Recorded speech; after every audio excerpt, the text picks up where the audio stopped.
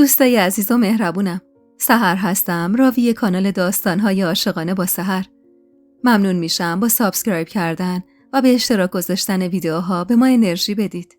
بهتر حرف گذشته رو وسط نیاریم زبیده خانم. به هر حال همه ما به حد خودمون تو اتفاقات گذشته مقصر بودیم.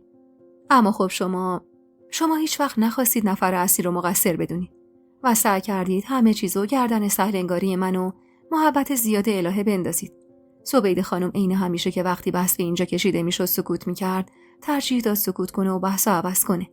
بعد از سکوتی کوتاه اما با دلخوری گفت: تا ابد که نمیتونی اونجا بمونی. خودت خیلی بهتر از من از گذشته خبر داری پوری. میدونی که دانیا توی بازه زمانی چشمش به تو بود. الانم بیوه برادرشی. جوونی، بر و رو داری. از کجا معلوم باز پاش نلغزه. تو دوست داری زندگی الهه که اینقدر تو این سالها هوا تو داشته به هم بخوره؟ اگه نه وسایلتو جمع کن و برگرد خونه. یه ماجرایی بود، تموم شد و رفت. چرا افتادی رو دور لج؟ بابا، مادر و دخترم با هم بحثشون میشه. من و تو هم همینطور. لبخند محوی زدم. چشم، تو اولین فرصت وسایلمو جمع میکنم و از اونجا میرم. اما ازم نخواهید برگردم اینجا، چون واقعا نمیتونم. اتفاقاتی که تو گذشته افتاده یه سری حریما رو بین ما از بین برده. نه من اون پوری سابقم، نه شما اون زبیده خانم. من دارم میرم دانشگاه. وارد جامعه شدم و قطعا نگاه و دیدگاهم به زندگی تغییر میکنه. من نمیتونم و نمیخوام خودم رو محدود و مدیون کنم. در مورد این ماجرا هم با آقا حجت مفصل حرف زدم. یه سری تصمیمات گرفتیم، انشاءالله حالشون بهتر بشه، کمک کنن مستقل بشن. زبیده خانم خواست حرفی بزنه که زنگ در به صدا در اومد. با عجله از خونه بیرون زدم. میدونستم موندن خونه دانیال اصلا کار درستی نیست. اما من دیگه نمیتونستم به عقب برگردم. باید راهی که شروع کرده بودم و ادامه میدادم و مستقل میشدم. کارم تو مطب دکتر زاکری شروع شده بود و الحق که دکتر زاکری چقدر انسان شریف و با محبتی بود. منم تمام تلاشمو میکردم که تو کارم درجه 1 باشم و باعث نشم پشیمون بشه از این که منو به عنوان منشیش قبول کرده. هر وقتم از سر کار برمیگشتم، بلافاصله میرفتم تو اتاق بچه‌ها و سرم به بالش نرسیده خوابم میبرد.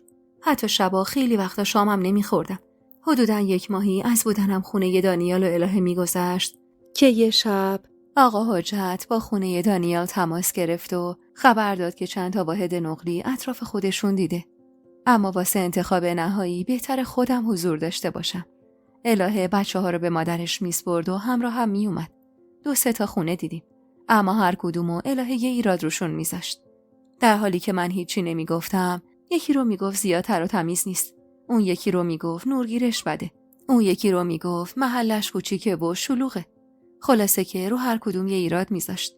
تا بالاخره به خونه ای رسیدیم که از همه لحاظ تر و تمیز بود و به عبارتی نوساز بود. یه واحد 80 متری نورگیر بزرگ که الهه به محض ورود واسم چشم و ابرو میومد که هیچی نگو و بسپرش به من. تا آقا حجت رو راضی کنم همین خونه رو واسط بگیره. آقا حجت هم خسته از چرخوندن ما و بهونه‌گیریای الهه رو کرد به همون و گفت: مورد پسند شد دخترا. الهه هم دستاشو به هم کوبید و انگار که قرار اونجا خونه خودش باشه با شوق گفت: عالیه پدر جون. شما که همچین جای خوبی سراغ داشتی چرا از اول به همون نشون ندادید؟ بعدش هم با کلی ذوق و شوق میگفت مبلا رو اینجا بچین و تلویزیون و اون ور و میز ناهارخوری و این ور و خلاصه واسه چیدمان خونه نقشه میریخت و ذوق میکرد و من فقط با لبخند نگاش میکردم و تو دلم میگفتم کاش بتونم ذره‌ای از محبتاشو جبران کنم.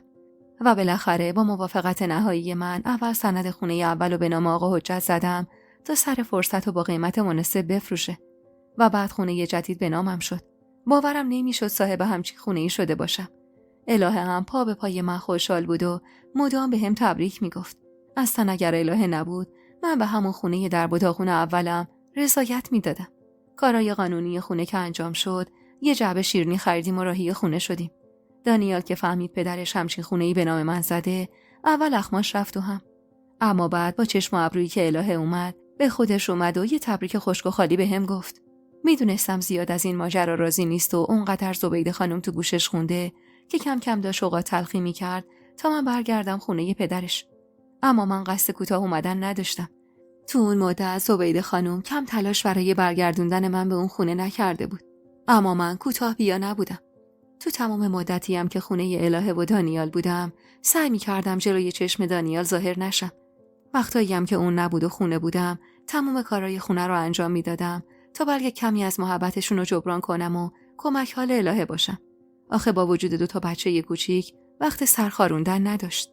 یادم 5 روز تمام الهه بچه‌هاشو از صبح تا غروب پیش مادرش میذاشت و به کمک من میومد واسه خرید وسایل خونه. منم اونقدر ازش ممنون بودم که ازش خواستم به جبران محبتاش از این به بعد هر جا خواست بره بچه‌هاشو بیاره به من بسپره. واسه خونه وسایل اولیه رو تهیه کردیم. یه یخچال کوچیک، یه گاز 3 شعله و یه سری ظرف و ظروف ابتدایی و یه تخت فرش 12 متری برای سالن خونه و 2 فرش 6 متری هم واسه اتاقا. مقدار زیادی هم خورده ریز از جمله مواد غذایی و بهداشتی و شوینده و اینجور چیزا تهیه کردیم. و اینطور بود که مقدار زیادی از پولمو خرج کرده بودم و به سختی جلوی خودمو گرفته بودم تا ته مونده پولمو خرج خرید مبل و میز و تخت نکنم. وسایلی که الهه به شدت اصرار داشت تا تهیه‌شون کنم. آخر دستم که دید واقعا دستم خالیه بی خیال شد.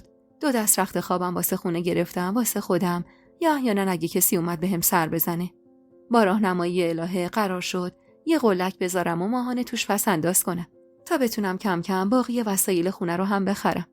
اون روز بعد از چیدن خونه و رفتن الهه در رو قفل کردم و یه قفل جداگونه هم بهش زدم و با خیال راحت روی زمین دراز کشیدم. خوابیدن روی زمین خشک خونه‌ای که واسه خودم بود و ترجیح میدادم به خوابیدن رو تخت راحت خونه آقا حجت. نه که نمک نشناس باشم، نه اصلا، ولی هیچ جا خونه خود آدم نمیشد. اصلا کمرم که به زمین رسید انگار کل خستگی اون مدت پر کشید. اون شب از شدت شوق خواب چشمم نمی اومد. مدام از جام بلند می شدم و با ذوق چرخی تو خونه می زدم. انگار باورم نمی شد که اون خونه مال خودم باشه. از فردای اون روز سعی کردم دوباره به روال سابق برگردم. بیشتر درس می خوندم و کار می کردم تا از پس هزینه‌های زندگیم بر بیام.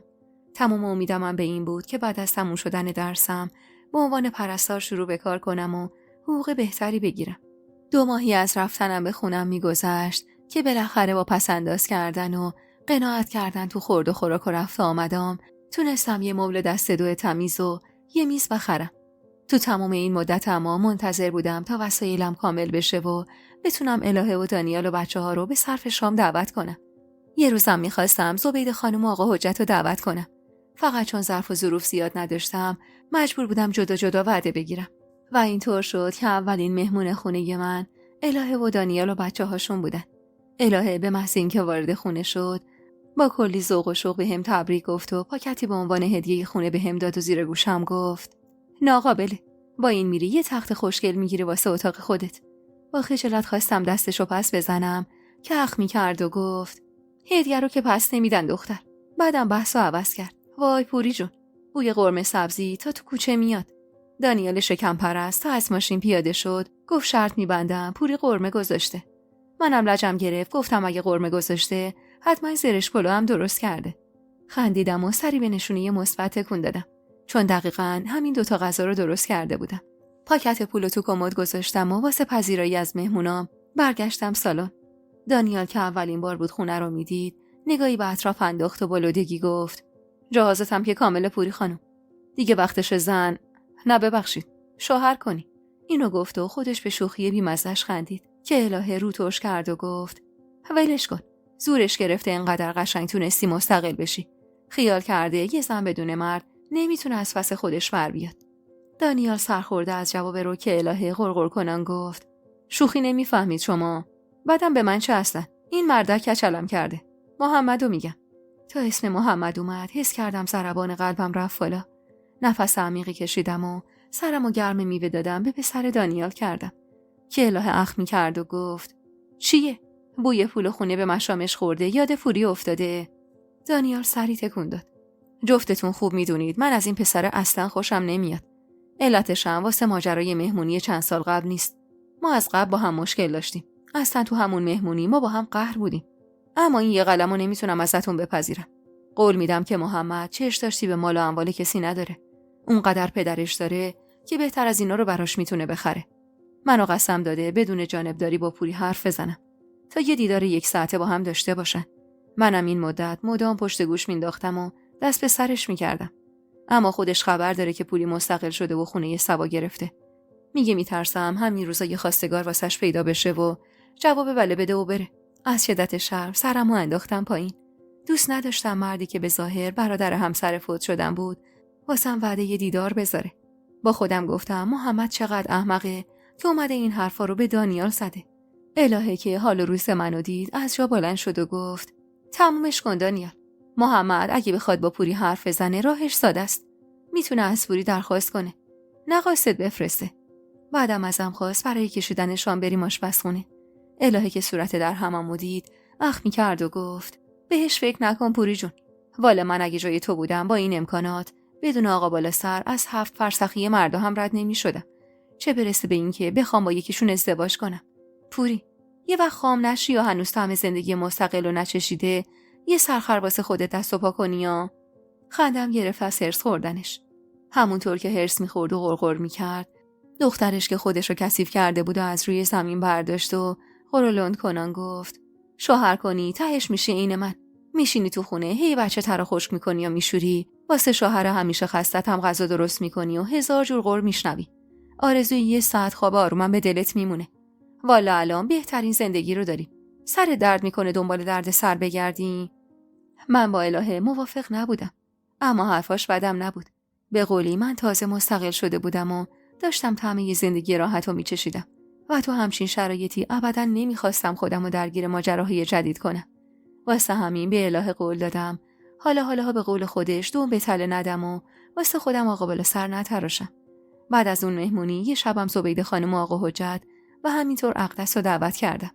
آقا حجت به عنوان کادوی خونه نو یه تلویزیون و میزش رو برام خریده بود که کارگر مغازش آورد و آنتنش رو هم برام تنظیم کرد. اینجوری دیگه تقریبا میشد گفت که کم و کسری تو خونه نداشتم. اما اون شب هرچی اقدس خوشحال بود و مدام صلوات میفرستاد و ماشاءالله از دهنش نمیافتاد. زبیده خانم هنوز با مستقل شدن من کنار نیومده بود. مدام میگفت نمیشه یه زن تنها زندگی کنه. اونم یه زن جوون. میگفت 4 روز دیگه همین همسایه ها بفهمن تنهایی و بیوه دندون تیز میکنن واسط.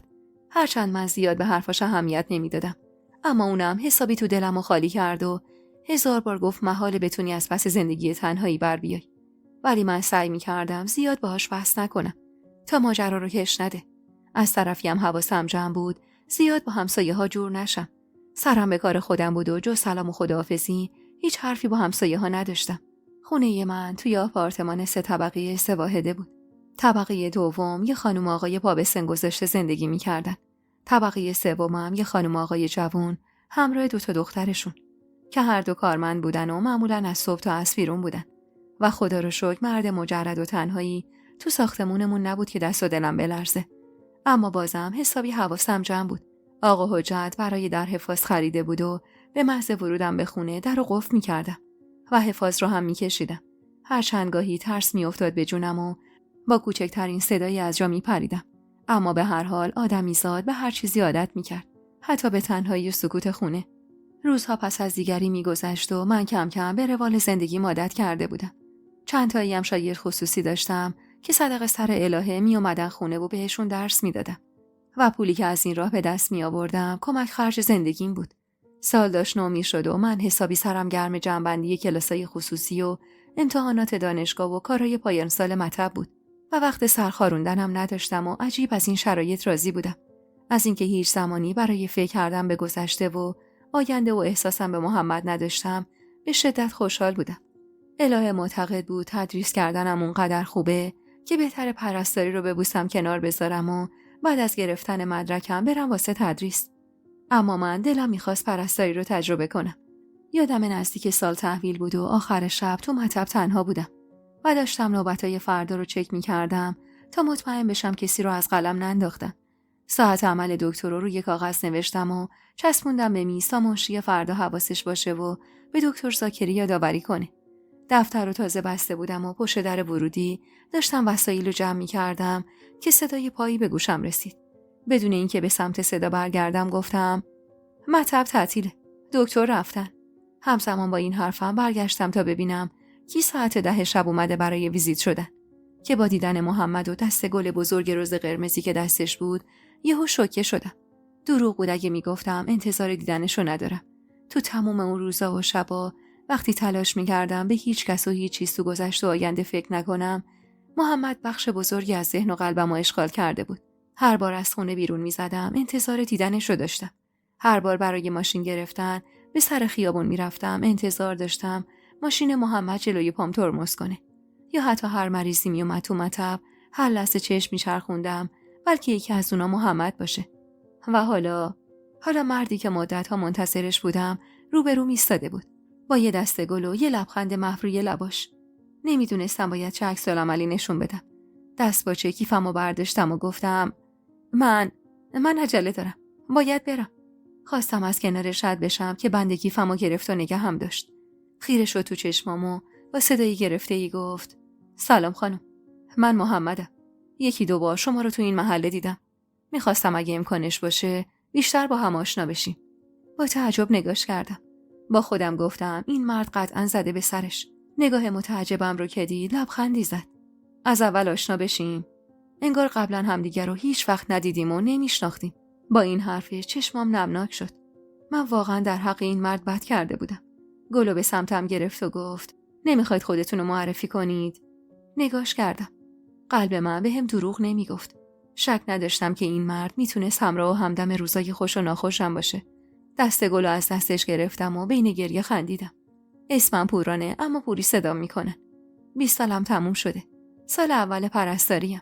همسرم فوت شده و من با حمایت پدر شوهرم تونستم مستقل بشم و در حال حاضر تنها زندگی میکنم. درس میخونم، کار میکنم و شاگرد خصوصی هم دارم. اشاره‌ای کرد و گفت اجازه میدی تا منزل برسونمتون؟ عقلم میگفت نه. دوباره دل نواست. بذار یواش یواش. اما قلبم پیروز میدون شد. سری تکون دادم و راه افتادم دنبالش. تو دلم گفتم پس منو بخشیده که اومده تا از نو شروع کنی. سوار ماشینش که شدم قبل از روشن کردن ماشین گفت نتونستم پوران. نتونستم دختر قجری که تصویر چشماش از یادم نمیرفت و فراموش کنم. خیلی با خودم جنگیدم. خیلی تلاش کردم.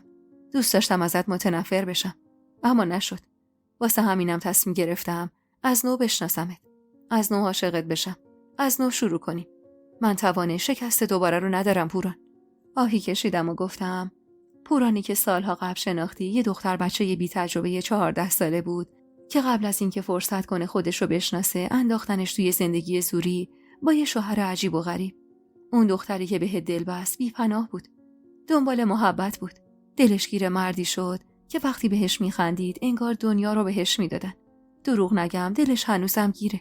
هنوزم بهترین خاطرات زندگیش برای همون روزاییه که با وجود ترس و دلهره با مردی که خیال میکرد قرار ناجی زندگیش باشه وقت میگذرون. پوران اون سالها بچه بود. ساده بود. زندگی رو خیلی جدی نگرفته بود. اما زنی که الان کنارت نشسته از روزای تلخ و شیرین و سخت و آسونی عبور کرده. هنوزم دوستت داره اما این روزا عقلش به قلبش غلبه میکنه. سعی میکنه عاقلانه تر رفتار کنه تا شکست نخوره. حرفامو که زدم به سمتم برگشت و گفت یعنی علاقه که تو قلبت هست باعث میشه که اجازه بدی از نو شروع کنیم؟ جواب این سوالو نمیدونستم. شاید باید همه چیزو به گذر زمان میسپردیم. شاید باید کمی صبورتر عمل میکردیم. محمد ماشینو به حرکت در آورد. انگار میدونست جواب دادن به این سوال چقدر برای من سخته و نیاز به زمان داره. بعد از سکوت کوتاهی گفتم نمیدونم.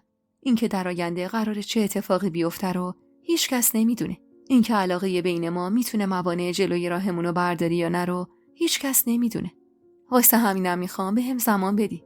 برای شناخت خودم. برای استقلال بیشترم. برای جمع و جور کردن خودم. و در نهایت زمانی برای شناخت همدیگه بهم بدی. شاید پایان این راه به یه مسیر مشترک ختم بشه. شاید هم با وجود علاقه بینمون عقل حکم کنه که راهمون رو از هم سوا کنیم. سکوتی بینمون حاکم شد. انگار محمد داشت به عمق حرفای من فکر میکرد. کمی بعد ماشین رو تو کوچمون نگه داشت و با یه نگاه مهربون به سمتم برگشت. چقدر بزرگ شدی پوران تو این سالها. چقدر عاقلانه حرف میزنی. این حرفا شاید حرفایی باشه که من بارها و بارها به خودم زدم. اما در نهایت تسلیم قلبم شدم که اینجا. اگه تو نیاز به زمان داری من به حرف و نظرت احترام میذارم. فقط دوست دارم تو این فاصله‌ای که نیاز داری برای شناخت بهتر خودت یه ارتباط کمرنگم با هم داشته باشیم. شاید در حد هفته 1 بار دیدن همدیگه توی یکی از رستورانای این شهر. در حد حرف زدن از اتفاقات روزمره و آشنا شدن با خلق و خوی جدید همدیگه. چون اینطوری که مشخصه خلق و خوی تو هم تو این سالها مثل من خیلی تغییر کرده. لبخندی زدم و گفتم حتما. منم خوشحال میشم هر از گاهی آدمی رو ببینم که نشونی از روزهای خوب گذشتم و به همراه داره. دست گلش رو برداشتم و از ماشین پیاده شدم. خیلی دوستانه ازش تشکر کردم و خداحافظی کردیم و با یه حال خوب به سمت در خونه رفتم. ازش خواسته بودم کمی عقب‌تر از خونه ماشین رو نگه داره، چون هیچ دوست نداشتم همسایه‌ها منو در حال پیاده شدن از ماشین یه مرد جوان ببینن. نرسیده به خونه اما چشمم به 2 نفر افتاد که جلوی در خونه نشسته بودن. تو تاریکی شب مشخص نبود اون 2 نفر کیان، اما به دلم افتاده بود ننه و آقا جون اومدن. مدت زیادی بود ازم بی‌خبر بودن و تو تماسای کوتاهی که باهاشون داشتم تلاش می‌کردم همیشه سادی جلوه بدم تا پا نشم بیان دنبالم. ننه بارها و بارها گفته بود اگه مادر شوهرت راضی به موندنت نیست برگرد بیاده. تا زمانی که یه برارویی داری واسه شوهر پیدا کنیم که فردا رو تو دستمون نمونی. ولی محال بود من رفاه و آسایشی که تو شهر داشتم و رها کنم و دوباره راهی ده بشم. حدسم درست بود. نزدیک خونه که شدم انگار اول ننه متوجه هم شد که از جا بلند شد و با خش صداشو بالا برد و بدون سلام گفت تا این موقع شب کدوم گوری بودی؟ یه زن جوون تنها این ساعت باید برگرده خونه؟ تو پدر نداری؟ بی کس و کاری که اینجا خونه گرفتی تک و تنها؟ نفس عمیقی کشیدم و با ملایمت گفتم سلام ننه. تو رو خدا تو گوشه سر و صدا نکن. نرسیده داری آبروی منو میبری. بیاید بریم داخل. با هم حرف میزنیم. ننه حق به جانبم و گفت من هیچ جا نمیام. یالا برو وسایلتو جمع کن برمیگردیم ده. با حرص پا به زمین کوبیدم و گفتم ساعت 11 شب ننه. چطور میخوای برگردی ده؟ بیا بریم بالا اول حرف بزنیم بعد هرچی شما گفتی. آقا جون با اخمایی در هم گفت بریم بالا آسیه. صبح زود برمیگردیم ده. الان که وقت رفتن نیست. با دستور قطعی آقا جون ننه با اخمایی در هم وارد خونه شد. شک نداشتم جنگ بزرگی رو باید از سر میگذروندم. محال بود ننه و آقا جون با اون عقاید قدیمی که داشتن قبول کنن که دختر بیوه‌شون توی خونه به تنهایی زندگی کنه. ننه که کلاً همه چی تو شوهر کردن میدید. میگفت حتی اگه دختری که مونده رو دست ننه آقاش رو مرد 70 ساله هم بخواد باید زنش بشه. میگفت زن بدون سایه سر که نمیتونه زندگی کنه و ابداً نمیتونست قبول کنه که یه زن هم میتونه از پس خودش رو زندگیش و خرج و مخارجش بر بیاد. البته که اون زمان اکثر خانمای همسن و سال ننه همین افکار رو داشتن، خصوصا توی روستا که محیط بسته تر بود. یادمه وارد خونه که شدیم ننه با تعجب نگاهی به خونه زندگی مرتبم انداخت و گفت پول اینا رو کی بهت داده؟ چطور خرج خورد و خوراک تو در میاری؟ واسه چی به ما نگفتی زبیده بیرونت کرده؟ از آقا جون خواستم رو مبل بشینه و سری مشغول درست کردن چای شدم. کمی غذای حاضریم تو یخچال داشتم که تون تون گرمش کردم و بردم واسه آقا جون. ننه اما مدام میچرخی تو خونه و غر میزد و من سعی میکردم جوابشو ندم تا آروم شو و بعد باهاش حرف بزنم. سینی غذا رو که گذاشتم جلو آقا جون با جدیت گفت بشین اینجا ببینم. با فاصله کمی ازش نشستم. آقا جون بدون اینکه نگام کنه گفت روک و راست بدون زیر و رو کشیدن کل ماجرا رو واسم تعریف کن. چی شد از خونه پدر شوهرت زدی بیرون؟ این خونه یهو از کجا پیدا شد؟ گلویی صاف کردم و کل ماجرا رو مختصر براش گفتم. البته که نگفتم زبیده خانم منو از خونش بیرون کرده. گفتم خودم دیگه تو اون خونه راحت نبودم. از خرید خونه توسط آقا حجت تا خرید وسایل با کمک الهه و سر زدن الهه و زبیده خانم و همه رو جوری براش تعریف کردم تا خیالش راحت بشه که من تو اون شهر تنها نیستم و هنوزم که هنوزه حمایت خانواده عباسو دارم که البته که واقعا هم داشتم. حرفم که تموم شد آقا جون بدون توجه به حرفای من و صحبت کردنم در مورد دانشگاه و درس و کارم بی مقدمه گفت همین امشب وسایل تو جمع میکنی برمیگردیم ده. دستمو مشت کردم و تلاش کردم بدون بحث و دلخوری حرفمو بزنم. گلویی صاف کردم و رو به ننه که رو مبل روبروم نشسته بود گفتم از توران چه خبر ننه؟ حال روزش چطوره؟ ننه با غصه گفت الهی گور به گور بشه اون مجید خیر ندیده. اگه بدونی توران بیچاره رو چقدر عذاب داده. روز اول که شکم دختره رو تو عقد بالا آورد و خودش گم و گور شد باید میفهمیدم این مرد زندگی نیست. همون موقع باید شر اون بچه رو کم میکردم و طلاقش رو میگرفتم. منتها اون دختره ذلیل شده اونقدر گریه کرد و گفت دوستش دارم که منم خام شدم و دست به دستشون دادم. تا وقتی بچهش کوچیک بود که اون مردک نه خودش نه خانواده‌اش سمت توران نمی اومدن. خرج بچه رو هم که با 1000 منت شوهر توران میداد. ولی چه خرجی ننه. واسه یه تیکه لباس 1000 جور منت میذاش سر توران. 1000 جور طعنه میزد بهش. انگار زبونم لال اون بچه یه ناپاک بود. یکم که بچه از آب و گل در اومد، همین بابای خیر ندیدش جفت پاشو کرد توی یه کفش که میخوام بچم پیش خودم باشه. یه روز میبردش پیش خودش، 10 روز مینداختش سر توران. خب شوهر توران عیسی رو میگم. اونم مرد بود. غیرت داشت. غیرتش قبول نمیکرد مجید راه به راه بره در خونش به یه بچهش. واسه همینم افتاد سر لج و به توران گفت یا منو زندگیت یا بچت. توران بدبختم مونده این وسط. یه روز سر جنگ با مجید داره، یه روز گریه زاری از دست عیسی. والا آدم هر چی بشه الا مادر. کلافه گفتم اگه شوهر نمیکرد بهتر نبود ننه؟ حتی صاحب بچه هم که نشده از شوهرش. ننه رو ترش کرد. شوهر نمیکرد چی کار میکرد؟ تا ابد میموند ور دل ما و حرف و حدیث مردم روستا رو میشنید. تهش که چی؟ مگه ما تا کی زنده ایم؟ باید سایه یه مرد بالا سرش باشه تا خیال ما هم راحت باشه. توران از اول خودش اشتباه کرد که هنوز مجیدو نشناخته، گذاشت تو عقل حامله بشه. هرچی هم میکشه تاوان خطاهای خودشه. تاوان ندونم کاریاشه. من که تا جایی که تونستم نصیحتش کردم. راه و چاه و جلوی پاش گذاشتم. تو دوران عقد هر آنچه که باید میگفتم و گفتم.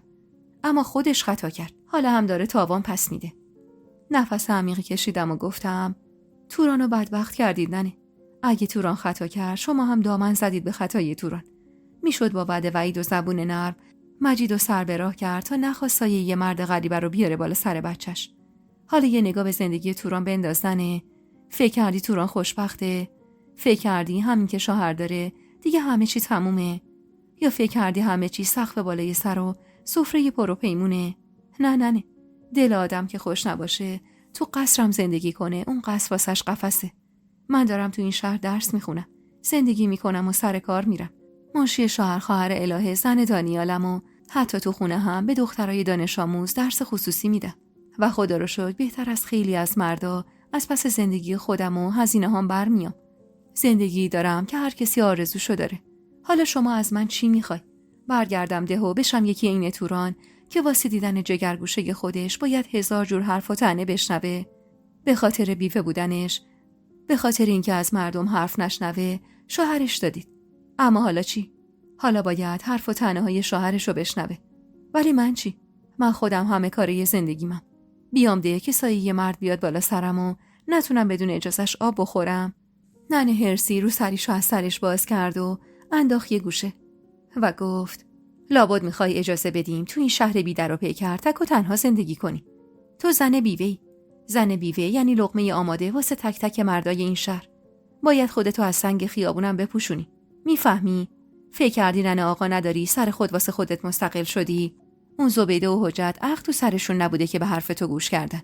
وگرنه هر آدم عاقلی بود اول به ما خبر میداد. نه یه کار پاشه واسط خونه یه ثواب بگیره و افتخار کنه که عروسش کل روز سرش گرم درس و دانشگاه و کاره. خب که چی؟ مگه درس و کار واسط زندگی میشه؟ واسط شوهر میشه؟ واسط بچه و همدم میشه؟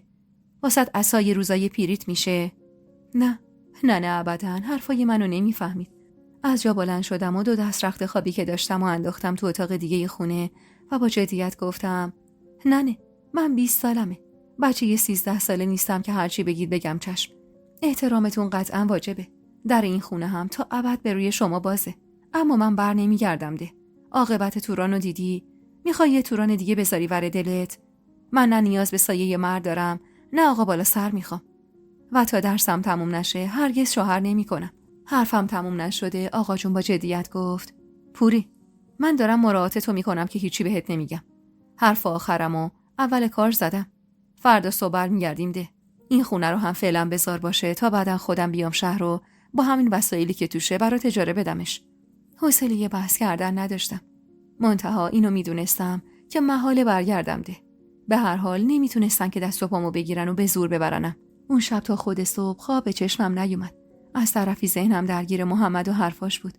از طرفی داشتم به این فکر میکردم که چطور ننه و آقا جون رو راضی کنم دست از سرم بردارن و بذارن زندگیمو بکنم. با خودم گفتم تهش میرم آقا حجت رو میارم تا میونه رو بگیره.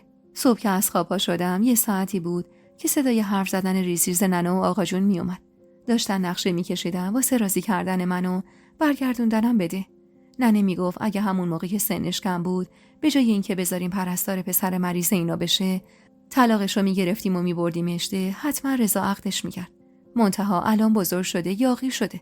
مگه دیگه میشه حرف بهش زد؟ منم گذاشتم تا دم رفتنم به دانشگاه بشه و بدون شستن دست و صورتم لباسمو پوشیدم و یهو از اتاقم زدم بیرون. ننه منو مانتو شلوار به تن که دید، اخماش یهو رفت تو هم. دست به کمر و حق به جانب گفت: کجا به سلامتی؟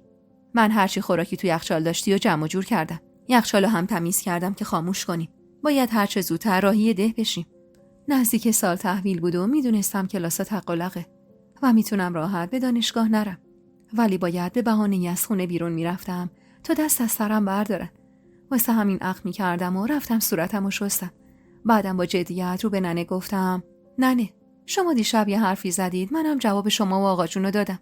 من اینجا درس میخونم، سر کار میرم، دستم تو جیب خودمه و اختیار زندگیمم دست خودمه. مگه احمق باشم این رفاه رها کنم، بیام بشینم ور دل شما و تهشم بشم زن یه مرد زن مرده یا لاله 6 تا بچش. اینو گفتم و بی توجه به داد و بیدادای ننه در خونه رو باز کردم و زدم بیرون. میدونستم ننه و آقا جون دست بردار نیستن و قصدشون برای بردن من به ده جدیه. برای همین راهمو به سمت محل کار آقا حجت کش کردم. امید داشتم بتونه ننه و آقا جون رو راضی کنه، دست از سر من بردارن. ماجرا رو که واسش گفتم، اول کمی تو فکر رفت و بعد گفت: میدونی که من خودم بهت کمک کردم تو مستقل شدنت، اما میدونی که از ته قلبم راضی به این کار نبودم دخترم. راستش مدتیه که میخواستم باهات صحبت کنم، اما نمیدونستم چطور باید سر حرفو باهات باز کنم. ببین پوری جان، من قبول دارم ما به تو ظلم کردیم. من تا عمر دارم بابت روزای نوجوانیت که تو خونه ما تباه شد خودمو نمیبخشم. میدونم از خوبی و بزرگی تو بوده که تا آخر مسیر کنار عباس بودی. میدونم چقدر دختر لایقی هستی، اونقدر لایق که با وجود حمایتای من خواستی راهتو سوا کنی و دست به جیب خودت ببری. من تو رو دوست دارم. تو هنوزم عروس منی و دلم میخواد همیشه بهترین زندگی رو داشته باشی. اما خب باید اینم قبول کنیم که تو جامعه امروز نگاه مردم به یه زن بیوه یا مطلقه نگاه جالبی نیست. هر مردی همچین زنی رو عین یه لقمه آماده میبینه واسه خودش. واسه همینم من مدام نگران شرایط تو هم. همین که تو اون خونه تنها زندگی میکنی منو نگران میکنه. خدا شاهده که شب و خواب راحت ندارم. همش نگرانم خدای نکرده شبی نصف شبی اتفاقی برات بیفته. اون وقت کی قراره به دادت برسه؟ بهت توصیه نمی‌کنم بعد از این همه زحمت همه چیزو کنار بذاری و برگردیده. چون میدونم برای رسیدن به این جایگاه چقدر تلاش کردی. اما تو میتونی در کنار خوندن درست، حتی در کنار کار کردنت ازدواج کنی. با آدمی مناسب خودت. دروغ چرا؟ ته دلم نور امیدی روشن شد. با خودم گفتم شاید دانیال حرفی از محمد زده باشه که آقا حجت یه کار بعد این همه وقت حرف از ازدواج من میزنه. واسه همین لب گزیدم و گفتم: چی شده که یه دفعه به فکر ازدواج من افتادید؟ آقا حجت مکسی کرد و گفت: راستشو بخوام بگم ترجیح من این بود تو با دانیال ازدواج کنی. به هر حال تو زن برادرش بودی. حق داشتیم نخوایم همچین دختر همه چی تمومی از خانواده ما بیرون بره. اما خب میدونستم دانیال ابداً با این ماجرا موافقت نمیکنه. اون به قدری الهه رو دوست داره که محالتم بده که زن دیگه ای رو سر الهه بیاره. از اون طرفم همیشه میگه در حق تو ظلم شده و باید کمک کنیم یه زندگی عادی داشته باشی، که البته تموم حرفاشم درسته. هم به تو ظلم کردیم و باید کمکت کنیم زندگی عادی داشته باشی، هم به هر حال الهه و هیچ زن دیگه ای مستحق این نیست که بخواد زن دومی بیاد رو سرش. اما با وجود این حرفا من میخواستم بهت پسر برادرمو پیشنهاد بدم. نمیدونم تو مهمونی‌ها متوجه شدی یا نه. مرتضی 39 سالشه. یه بار ازدواج کرده با دختر خالش، اما همون سال اول کارشون به جدایی کشیده شد. بعد از اونم دیگه هرگز ازدواج نکرده. اما انگار بعد از مراسم 40 عباس یه حرفایی در مورد تو زده که برادرم خیال کرده شاید مرتضی از تو خوشش اومده. اولش به من نگفتن. با خودشون گفته بودن چند ماهی از فوت عباس بگذره بعد مطرح کنن. اما حالا که فهمیدن تو مستقل شدی، غیر مستقیم اشاره هایی کردن. زبیده هم گفته باید خودت نظر بدی. بعدم منتظر بودیم تا بعد از سال عباس باهات حرف بزنیم. حالا که میگی خانواده‌ات دارن بهت فشار میارن بریده، اگه بخوای من خیالشون رو راحت میکنم که تو میخوای اینجا ازدواج کنی. حتی میتونم یه وعده بذارم با مرتضی آشنا بشن. خودت هم 1-2 بار با مرتضی برو و بیا. بهتر بشناسش. منم ضمانتشو میکنم. پسر خوبیه. مغازه تعویض روغنی داره، وضع مالی خوبی هم داره. تو همین شهر خودمونم زندگی میکنه. اخمام یهو رفت و هم دستمو مشت کردم و با صدای گرفته‌ای گفتم دست شما درد نکنه که حواستون به من هست. فقط این که من قصد ازدواج ندارم. حداقل الان قصدشو ندارم. اگر روزی هم بخوام ازدواج کنم قطعا با شما مشورت میکنم. اما بعید میدونم بخوام با مردی که 2 برابر من سن داره ازدواج کنم. این حرفو به عمد زدم چون میخواستم همون اول آب پاکی رو بریزم رو دستشون تا واسه من همچین لقمه‌ای نگیرن. بعدم کیفمو برداشتم و از جا بلند شدم و گفتم لطفاً امشب و تشریف بیارید خونه من. تا هم لطف کنید و خیال پدر و مادر من رو راحت کنید که حواستون به من هست، هم دیداری تازه بشه. آقا حجت سری تکون داد. باشه، فقط تو هم بی فکر تصمیم نگیر. اول طرفتو بشناس. خدا رو چه دیدی؟ شاید خوشت اومد. باشه یارو میگفتم و از اونجا بیرون زدم. سری به دانشگاه زدم. کمی تو کتابخونه درس خوندم و جزوهامو مرتب کردم. و بعد از خوردن یه نهار مختصر حاضری سری به مطب زدم و کمی به همکارم تو کارو کمک کردم. و بعد از اونم تو مسیر کلی خرید کردم و راهی خونه شدم. میخواستم برای شام زرش پلو درست کنم. در خونه رو که باز کردم، چهره پر اخم ننه و آقا جون رو دیدم. آقا جون با دیدن دستای پر از خریدم با عصبانیت گفت تو انگار گوش نمیدی ما چی میگیم دختر. بهت میگم جمع کن بریم ده. اون وقت رفتی یه عالمه خرید کردی. میخوای لج ما رو در بیاری؟ خریدار گذاشتم زمین و با ملایمت گفتم قربونتون برم آقا جون. آخه مگه من بچم؟ رفتم خرید چون امشب واسه شام مهمون داریم. آقا حجت که فهمید شما اومدید گفت میخواد بهتون سر بزنه. راستی شما نگفتید آدرس اینجا رو کی بهتون داد؟ ننه غرغر کنان گفت مادر شوهرت. عین آدم که جواب ما رو نداد.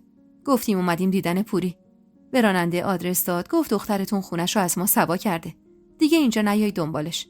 بعدم کلی حرف وارد کرد که زن بیوه رو چه به تنها زندگی کردن و دخترت که به حرف ما گوش نمیده، پس شما برید یکم نصیحتش کنید. طبق معمول سر ندونم کاریای تو کلی حرف وارم کرد. با حرص مشغول مرتب کردن خریدا شدم. پس همه چیز زیر سر زبیده خانم بود. باید حدس می‌زدم کی ننه و آقا جونو انقدر جوشی کرده و انداخته به جون من. زبیده خانومی که اونقدر تلاش کرده بود تا منو برگردونه به اون خونه اما نتونسته بود و حالا اینطور دق و دلیش رو سرم خالی کرده بود. سرمو گرم درست کردن شام کردم. اما ننه میرفت و میومد و حرف خودش رو میزد. میگفت باید جمع کنی قبل از سال تحویل بریم ده. میگفت مردم 1000 جور حرف پشت سرت میزنن. چه معنی میده دختر بیوه توی شهر درنده‌اش تنها زندگی کنه؟ اصلا بریم ده. شاید رضا تو رو دید و فیلش یاد هندستون کرد و خواست عقدت کنه. اونقدر گفت تا حرصمو در آورد و جوابشو دادم و گفتم ننه تو خودت عمری با حسابانی هوادار شدن تو نفرین کردی. تازه به قول خودت چون پسردار نشده بودی عمه رواس آقا جون زن گرفت. حالا خودت میخوای هوو ببری سر زن رضا. هوو واسه تو بد بود واسه بقیه خوبه.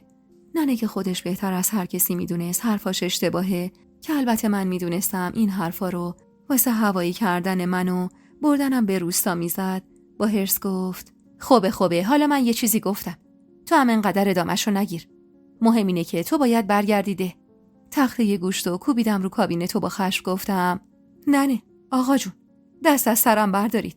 بذارید خیال جفتتون رو راحت کنم. اون پوری ساده و احمقی که هر چی میگفتید میگفت چشم مرد. من نه پامو تو ده میذارم نه زن رضا میشه نه زن هیچ مرد دیگه‌ای. هیچ کسی هم نمیتونه مجبورم کنه خونه زندگیمو ول کنم و بیام زیر بار منت شما. آقا جون که تا اون لحظه سکوت کرده بود از جا بلند شد و صداشو برد بالا. 4 روز ولت کردیم هار شدی. چشمت به 4 قرون پول افتاد. فکر کردی ننه آقا نداری؟ فکر کردی 20 صاحبی؟ با این حرف آقا جون زدم به سیم آخر و واسه اولین بار تو عمرم تو روش در اومدم.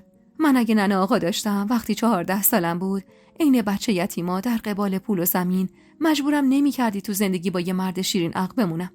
شما چی از زندگی من میدونید؟ آقا جون روی صحبتم بیشتر از ننه با شماست. اون که زن بود و تمام تلاش خودشو کرد. بعدش هم دیگه بیشتر از اون از دستش بر نمی اومد. اما شما چی؟ 7 سال قبل با وجود مخالفت‌های ننه منو شوهر دادید و یادتون رفت که اصلا دختری دارید. شما چه میدونید از روز و شبایی که من گذروندم؟ از شبایی که از قصه خواب به چشمم نیومد. از روزایی که با 1000 سختی درس میخوندم تا خودمو نجات بدم و نشم یکی این توران. من 4 سال تموم زیر عباس و تمیز میکردم. 4 سال این یه پرستار هر روز دست و کمر و پاهاشو ماساژ دادم تا زخم بستر نگیره. اون 4 سال شما کجا بودید که رگ غیرتتون واسه دخترتون باد کنه؟ چرا یه بار پا نشدی بیای بگی این دختر حقش همچین زندگی نیست. چرا اون موقع با وجود مخالفت‌های ننه و اینکه چپ و راست میگفت یه ریگی به کفششونه درست تحقیق نکردی و منو انداختی تو مخمسه‌ای که رهایی ازش ممکن نبود. بحث بین من و آقا جون بالا گرفته بود و ننه هم به جای آروم کردن ما سمت آقا جون رو گرفته بود و مدام میگفت آقا حق داره، تو هار شدی، زیادی بهت میدون دادیم، فکر کردی صاحب نداری. آقا تمون موقع جوون بوده، خامی کرده، قرار نیست هی چپ و راست بازخواستش کنی. آقا جون اما بدون توجه به شکایت و گله من و حرفای ننه گفت ببین منو پوری، من شده دست و پاتو ببندم و ببرم ده این کارو میکنم، پس واسه من شاخ و شونه نکش. زن بیوه یا باید خونه ی آقاش بمونه یا شوهر کنه و بره پی زندگیش. فهمیدی؟ دندونامو به هم فشردم و بدون اینکه جوابشو بدم به سمت اتاق رفتم و در رو پشت سرم بستم. سرم داشت از درد منفجر میشد. ابدا نباید میذاشتم موقعیتی که به این سختی به دست آورده بودم و اینقدر مفت از دستم در بیارن. باید یه کاری میکردم، چون اگه میرفتم ده برگشتم به شهر غیر ممکن بود. از طرفی میدونستم آقا وقتی لش کنه و حرفی بزنه هر جور شده اون حرفو عملی میکنه. همونطور که بعد از فوت محسن لش کرد و فروزانی که اونطور خاطرشو میخواست و طلاق داد و حتی با وجود التماسای فروزان از حرفش برنگشت و خطبه طلاقو جاری کرد. پس حالا برای بردن من بده هم بیشک از هیچ تلاشی دریغ نمیکرد. شام اون شبو ننه درست کرد. من که به حالت قهر تو اتاقم بودم و هرچی هم ننه صدام کرد تا جای وسایلو بهش بگم محلش ندادم. درو قفل کرده بودم و ساکت بودم. ننه هم امید داشت سکوت من از سر رضایت باشه، اما من همه امیدم با آقا حجت بود. با خودم میگفتم آقا جون محال رو حرف آقا حجت حرف بزنه. ساعت حدوداً 7 بود که لباس عوض کردم و بالاخره رفتم تو سالن. از ترس آقا جون اما حتی جرئت نداشتم یه رژ ساده بزنم، چون نمیخواستم بهونه دستش بدم. ننه با دیدنم اخ میکرد. چی شد؟ قهر تموم شد؟ مهمون دعوت کردی، خودت رفتی همه کارا رو گذاشتی واسه من. بساط چای آماده کردم و با صدای آروم جوری که به گوش آقا جون نرسه گفتم دست درد نکنه ننه، ببخشید. اعصابم به هم ریخته بود، حوصله هیچ کسی رو نداشتم. اگه میموندم میترسیدم روم بیشتر از این تو روی آقا جون باز شه. اما یه چیزی ننه، من ده بیا نیستم. کاری نکن بزنم به سیم آخر برم خودم و گم و گور کنم. مگه عقلم کم باشه بیام ده بشم زن یه مرد زن مرده یا یه پیرمرد عین شوهر توران. پس لطفاً خودت با آقا جون حرف بزن و قانعش کن تا دست از سرم برداره. ننه اما نگاه تندی بهم انداخت و گفت خیلی وقیح شدی پوران. اینا همش صدقه سر زندگی تو شهره. چشمت به 4 دختر شهری افتاده، فکر کردی تو هم عین اونا بی سر و صحابی که هر غلطی خواستی بکنی؟ حرف ننه با صدای زنگ در نصفمون. با حرص نگاهمو ازش گرفتم و به سمت در رفتم. زبیده خانم و آقا حجت اومده بودن با یه جعبه شیرینی و یه پاکت آجیل. صدقه سر آقا حجت اونقدر همیشه تو خونه آجیل داشتم که اصلا میلم به خوردنش نمیرفت. ننه و آقا جون خیلی سرد از آقا حجت و زبیده خانم استقبال کردن و با این کارشون همون اول حساب کارو دستم دادن. ننه و آقا جون حسابی شمشیر رو از رو بسته بودن و قصد کوتاه اومدن نداشتن. آقا حجت اما با روی خوش مشغول احوالپرسی با آقا جون شد، ولی آقا جون همش با جملات کوتاه جوابشو میداد. آقا حجت وقتی اوضاع رو اینجور دید معذب گفت طوری شد آقا قدرت، ناراحت به نظر میاد. آقا جون با دلخوری گفت ناراحت نباشیم، دختر ما رو از خونتون انداختید بیرون بدون خبر به ما. اون وقت انتظار دارید ازتون تقدیر و تشکر کنیم؟ این دختر مگه ننه آقا نداشته؟ آقا حجت اخم ریزی کرد. دختر شما بچه صغیر نیست آقا قدرت، ماشاءالله 20 سالشه، داره پرستار میشه. در ضمن کسی از خونه بیرونش نکرده. با من مشورت کرد، ترجیح داد مستقل بشه. منم قبول کردم. شما هم باید به دخترتون افتخار کنید. تو دور زمونه‌ای که دخترها نشستن تا پدر و شوهرشون جیبشون رو پر پول کنن، پوری با وجود اینکه میدونست همیشه حمایت مالی منو داره، منتها تصمیم گرفت دستش تو جیب خودش باشه. پول حلال در بیاره و نون بازوی خودش رو بخوره. به خداوندی خدا قسم، من خیلی بیشتر از دخترای خودم به پوری افتخار میکنم که اینقدر قوی و محکمه. چه زمانی که عباس زنده بود و یه تنه تموم کارای پسر منو انجام میداد و در کنارش درس میخون، چه الان که تنها زندگی میکنه و تو دانشگاه و محل کار و محل زندگیش همه به خوبی ازش اسم میبرن. پوری تا ابد عروس منه. در خونه منم تا همیشه به روش بازه. حتی اگه روزی ازدواج کنه من همچنان حمایتش میکنم، مثل الان که حامیشم و دورا دور هواشو دارم. شما هم خیال نکنید ما نخواستیم یا نتونستیم از عروسمون مراقبت کنیم. ما فقط به خواست خودش بهش این فرصت رو دادیم تا مستقل بشه. آقا جون با تلخی گفت شما خیلی بیجا کردی بدون مشورت با من دخترمو فرستادی تک و تنها تو این خونه زندگی کنه. دختر خودت هم بود، این اجازه رو میدادی؟ اگه شبی نصف شبی اتفاقی واسش میافتاد شما جواب میدادی؟ شرمنده از این برخورد و این حرفایی که آقا جون میزد اشاره‌ای به ننه کردم تا آقا جون رو آروم کنه. واقعا حق آقا حجت نبود اینقدر توهین بشنوه. اصلا مگه طفلک چی کار کرده بود؟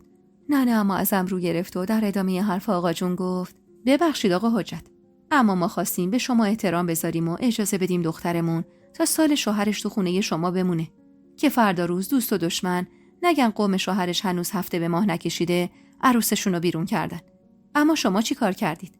بدون خبر ما به این دختر کم عقل کمک کردید خونه سوا بگیره و اسم خودش رو سر زبونا بندازه.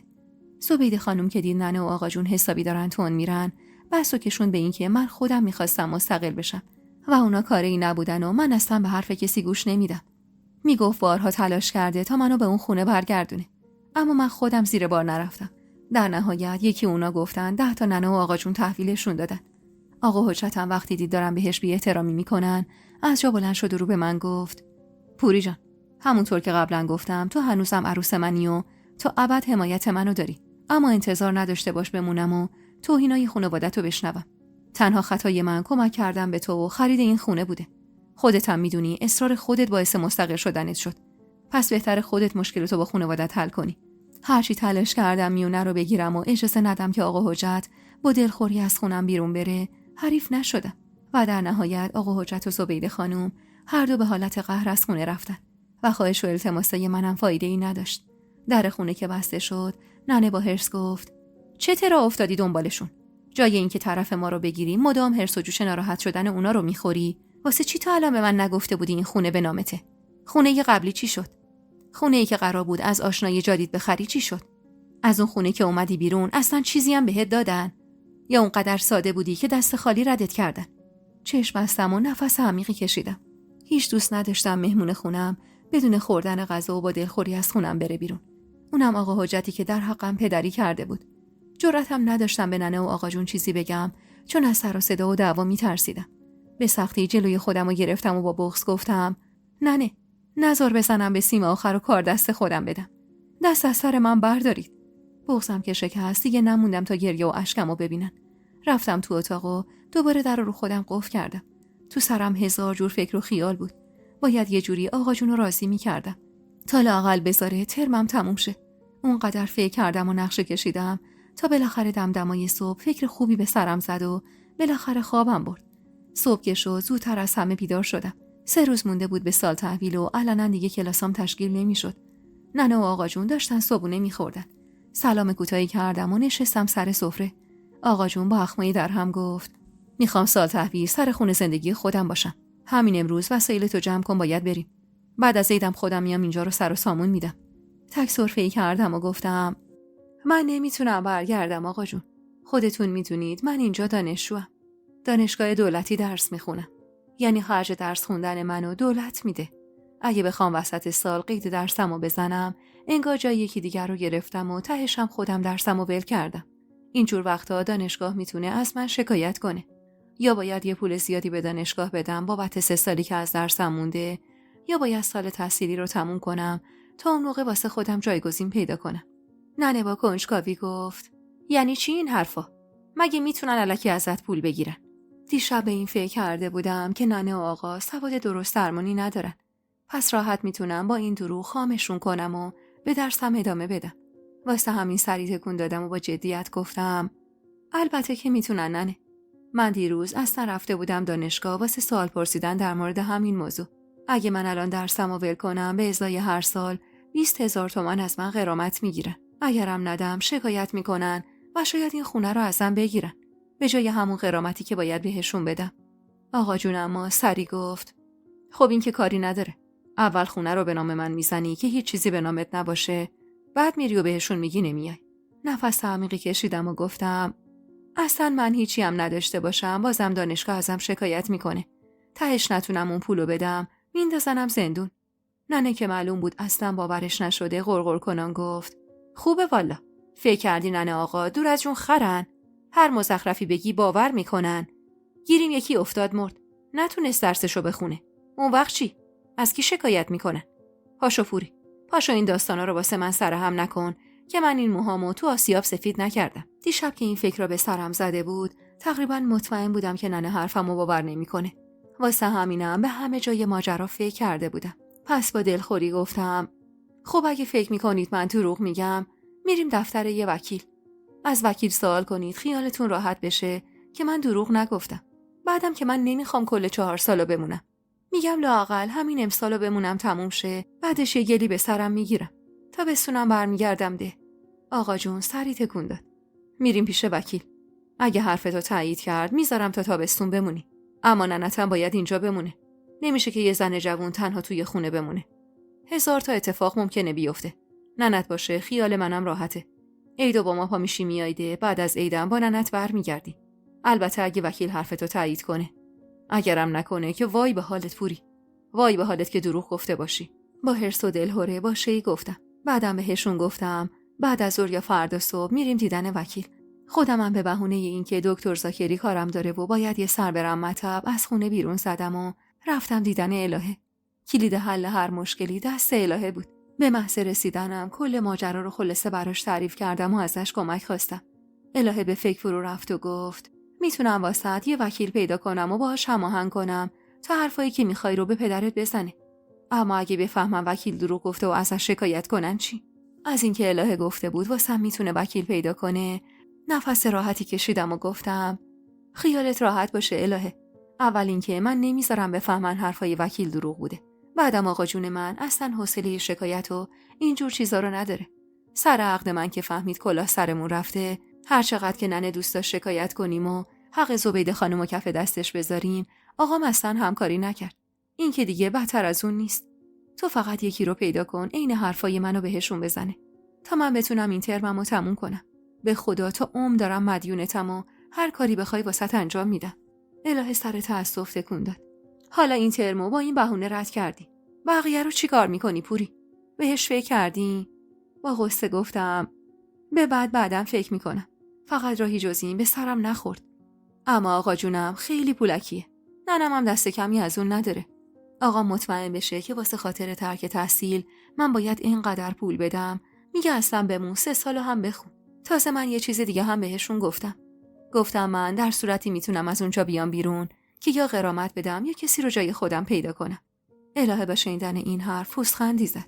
پوزخندشو ندیده گرفتم و گفتم باور کن اگه وکیل حرفای منو براشون تایید کنه، مطمئنم جفتشون میترسن.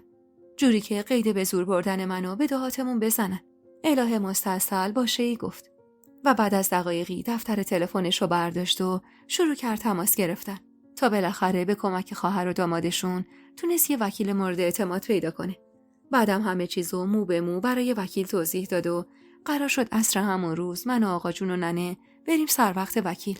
تا عصر اما من از شدت دلهره حتی نتونستم یه لیوان آب بخورم. ننه هم پیله کرده بود که چرا رنگ برو نداری و غذا نمیخوری. منم ربطه شدم به ناراحتیم بابت دانشگاهی که میخواستم به زور مجبورم کنن ازش انصراف بدم. ننه هم نشسته بود و از مزایای شوهر کردن میگفت. از اینکه ازدواج اول من ازدواج درستی نبوده. واسه همینم نمیفهمم شوهر داشتن چقدر خوبه. از اینکه زن بدون شوهر هیچ ارج و قربی نداره و هر زنی بالاخره دیر یا زود باید شوهر کنه. میگفت درس و دانشگاه که واسه تو سایه سر و بچه نمیشه. واسه از سایه پیری نمیشه. باید شوهر کنی تا برا روداری و جوونی 4 تا بچه بیاری. زندگی تورانو دیده بود و باز منو ترغیب میکرد به شوهر کردن. از که شد هر سه از خونه بیرون زدیم. بهشون نگفته بودم وکیل آشنا سراغ دارم. چون اگه میگفتم شک نداشتم آقا جون قبول نمیکرد بریم پیشش. واسه همین گفتم یه خیابون هست که دفتر وکلا اونجاست. میریم اونجا و بالاخره یکی رو پیدا میکنیم و میریم ازش میپرسیم. اما خب از قبل آدرس وکیل مورد نظر رو از الهه گرفته بودم و دقیقاً میدونستم مطبش کجاست. چند قدمی تو خیابون مورد نظر رفته بودیم که غرغر کنم به ننه گفتم وای من دیگه خسته شدم. بذاریم بریم تو همین دفتر ببینیم چی میگه. شاید قبولمون کرد و جواب سوالمون رو داد. ننه باشه‌ای گفت و جلوتر از من وارد شد. وقتی ننه و آقا جون رفتن داخل، نفس راحتی کشیدم و خدا رو شکر کردم که بدون شک کردن به من وارد دفتر وکیل مورد نظر شدن. وکیل مرد جوونه تقریباً 30 ساله‌ای بود که مشخص بود اصلاً تمایلی به دروغ گفتن نداره. اما صدق سر آشنایی انگار مجبور شده بود. بعد از صحبت کردن با منشیش وارد اتاقش شدیم. آقا جون روبروش نشست و گفت دختر من دانشجوی پرستاریه. من میخوام از دانشگاه انصراف بده و با خودم ببرمش دیار خودمون. اما انگار دانشگاه گفته اگه انصراف بده باید بابت هر سالی که باقی مونده هزینه بده. آیا این درسته؟ آیا واقعا همچین قانونی هست؟ دخترم درست میگه؟ وکیل درست این حرفای منو که به الهه منتقل کرده بودم و برای آقا جون و ننه تکرار کرد. جوری که مولای درزش نمیرفت. تازه کمی هم پیازداغش رو زیاد کرده بود. آقا جون کلی سغرا کبرا چید. کلی هم راه حل داد تا بلکه بتونیم از زیر این قانون در بریم. اما وقتی دید وکیل داره این حرفای منو میزنه و میگه هیچ راهی نیست، به ظاهر راضی شد و بعد از کلی تشکر از اونجا بیرون زدیم. خیالم تا حدودی راحت شده بود. حداقل سال اولمو میتونستم تموم کنم. واسه بعدشم بعدم فکری میکردم. آقا جون اما اصرار داشت سال تحویل و ده باشیم. منم دیگه نخواستم سر لج بندازمش. وسایلمو جمع کردم و همراه ننه و آقا جون راهی ده شدم. رفتنم به ده یه خوبی داشت. اونم این بود که تصمیمم برای برنگشتن به ده قطعی شد. از روزی که پامو گذاشتم تو ده تا بعد از سال تحویل که دید و بازدیدا شروع شده بود، تو هر جمعی میشستیم ننه شروع میکرد تعریف و تمجید کردن از من تا بلکه بتونه یه شوهر خوب واسم پیدا کنه. یادم فردای سال تحویل بود که خانواده عمو اومده بودن خونمون. یادم زن رضا همین که چشمش به من خورد حسابی رو ترش کرد. از این کارش اصلا خوشم نیومد. دلیل این کارش رو دقیق نمیدونستم، اما با خودم گفتم شاید به گوشش رسیده که قبلا رضا خاطر منو میخواسته، واسه همینم اینطور رفتار میکنه. وارد نشیمن که شدن عمو نشست کنار آقا جون و با شوخی و خنده گفت بالاخره دختری که نخواستی بدی به ما رفت و برگشت ور دل خود داداش. 1000 بار گفتم تا قوم و خویش هست غریبه چرا؟ قوم و خویش گوشت تن همم بخورن استخون همو دور نمیندازن. الانم درسته دیر شده، ولی جلوی ضرر رو از هر جا بگیری منفعته. دیگه نذار دخترت بره شهر و باز اونجا با یه غریبه بسلت کنه. نفس عمیقی کشیدم و با آرامش گفتم عمو جان خیالتون بابت من راحت باشه. من نه جایی میرم که گوشتمو بخورن، نه جایی میمونم که استخونمو بخوان دور بندازن یا نندازن. آقا جون چشخوره‌ای به من رفت و دل داد به دل برادرش و گفت این بار دیگه اشتباه گذشته رو تکرار نمی‌کنم داداش. به خودشم گفتم تورانو که شوهر دادم به غریبه خیری ازش ندیدم. پوری رو اما میخوام بدم به قوم خودم. آقا جون که اینو گفت یهو دیدم رضا لبخند زد. برگشتم و نگاهی به زنش انداختم که حس کردم قطره اشکی روی گونش نشست. واقعا بیزار بودم از اون شرایط، اما حرفی نمیتونستم بزنم. اما مستقیم و غیر مستقیم همونجا جلوی زن رضا منو واسه رضا خواستگاری کرد. صدای حقیق ضعیف فهیمه زن رضا قلبمو به درد آورد. زنم و اما با غرور گفت فهیمه جان چرا گریه میکنی؟ شوهرت ماشاءالله وضعش خوبه، دستش هم به دهنش میرسه، واسه چی زن نگیره؟ کلافه از جا بلند شدم و به نشونه اعتراض از سالن بیرون زدم. اما خب راضی بودن یا نبودن من اصلا واسه کسی مهم نبود. تو حیاط قدم میزدم و مدام هرس و جوش میخوردم و از صدای خنده هایی که از تو نشیمن به گوشم میرسید حس میکردم همون شب کارو یه سره میکنن و حتی خطبه عقدی بینمون جاری میکنن. خدایا من باید چی کار میکردم؟ اگه این اتفاق میافتاد دیگه برگشتنم به شهر محال بود. باید قید درس و آینده و پیشرفت و حتی محمدی که نمیدونستم قرار اصلا به هم برسیم یا نه رو واسه همیشه میزدم و میشدم زن دوم مرد هوسرانی که قانع نبود به زن خوشگل خودش. حالم بد بود و احساس میکردم شدم همون پوری 13-14 ساله که با دوز و کلک اون راهی اتاق شوهرش کردن تا دست خورده بشه و نتونه نه بیاره. اما نه، من دیگه اون پوری 14 ساله بی دست و پا نبودم که هر بلایی دلشون خواست سرم آوردن و هر تصمیمی دلشون خواست به جام گرفتن. باید کاری میکردم. باید زندگیمو نجات میدادم. عزممو جزم کردم و از جا بلند شدم. در سالنو به ضرب باز کردم جوری که همه با تعجب نگام کردن. گلویی صاف کردم و با جدیت گفتم ببخشید. حس کردم وقتی دارید در مورد من حرف میزنید بهتر خودم هم حضور داشته باشم. در حالی که بدنم میلرزید و سعی میکردم کسی متوجهش نشه از کنار زن رضا نشستم و بی توجه به بحثی که دوباره داشتن شروعش میکردن با صدای بلندی گفتم فهیمه جون شما 2 پسر داری درسته؟ فهیم بیچاره با بغض سری تکون داد. بچه‌ها رو نیاورده بودن و من تا اون روز ندیده بودمشون. اما میدونستم 2 پسر پشت سر هم گیرشون اومده، حدوداً 3 ساله و 4 ساله. رو کردم به عمو و گفتم عمو جان، میشه بدونم آقا رضا تو زندگیش چه مشکلی داره که میخواد زن دوم بگیره؟ زنش نازاست، پسر نداره، زنش مشکل خاصی داره، با هم نمیسازن. عمو که حسابی از این مدل حرف زدنم جا خورده بود، گلویی صاف کرد. خدا رو شکر زنش سالمه. 2 پسرم آورده واسش عین دسته گل. پریدم وسط حرفش رو گفتم پس کار اشتباهی میکنید وقتی زندگیش با زنش خوبه فکر زن دوم میندازید تو سرش. من از شما دلخورم عمو جان. چطور میتونید همچین ظلمی به عروستون بکنید؟ دختر خودتونم بود، میرفتید واسه دامادتون خواستگاری. اگه 4 روز دیگه پسرتون هوس زن سوم کرد چی؟ من اونقدر خودمو بی‌ارزش نمی‌کنم که زن دوم مردی بشم که زن و زندگی و بچه داره. شما هم حرمت خودتون رو نگه دارید، واسه زندگی منم نقشه نکشید. بعدم دستمو رو دست فهیمه گذاشتم و بی توجه به نگاه تند و تیز آقا جون با جدیت گفتم فهیمه جون، خیالت راحت باشه، من هیچ وقت زن شوهر تو نمیشم. بعدم رو کردم به رضا و گفتم پسرمو، شما هم دست زن این دست گل تو بگیر و ببر خونه. بعدم ازش معذرت خواهی کن و خدا رو شکر کن که همچین زنی داری. چون من اگه جاش بودم و شوهرم میخواست سرم زن بگیره، اینقدر آروم نمیشستم یه گوشه و نگاه کنم.